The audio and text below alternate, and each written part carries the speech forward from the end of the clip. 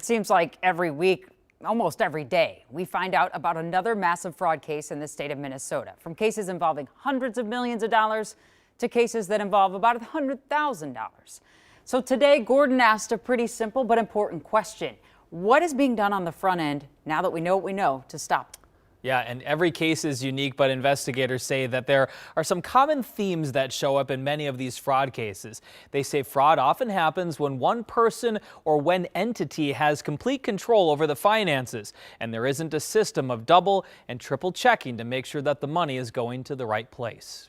The story has become all too familiar. A story of fraud that pops up nearly every time you turn on the news, it seems, with major fraud cases and millions of dollars. I've literally run out of ways to express what is happening in our state and in our state programs. The problem is clear, but the solution is a little more complicated. It's a lack of controls. It's a lack of prevention. Mike Olson is a former Secret Service agent who spent years investigating fraud.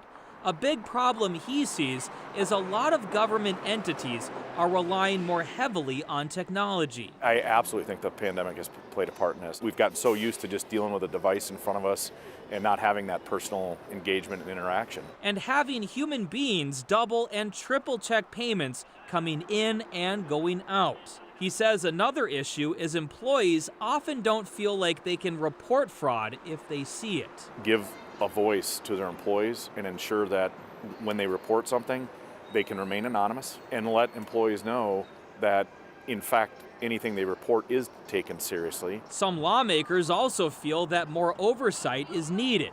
At the state capitol last session, the Senate approved the creation of a new state inspector general's office that would have the power to investigate state agencies for fraud. The idea didn't make it through the House, but lawmakers are expected to debate the idea again next session, and Olson thinks it's a good idea. I think anytime you take the audit function and fully remove it from an entity itself, it has the potential to have more transparency and accountability and better governance. Olson says it's easier and faster to have just one person or one department have complete control over the finances. But it's also easier to miss things or to take advantage of the system if no one else is watching. They get tempted because of no controls, no random audits, no random check-ins by leadership or supervisors, and they become tempted. They get away with it once, and they do it again and again. Pretty soon it becomes, well, nobody cares. And fraud isn't just a Minnesota problem. According to the U.S. Government Accountability Office, more than $160 billion in fraud was reported by federal government agencies last year.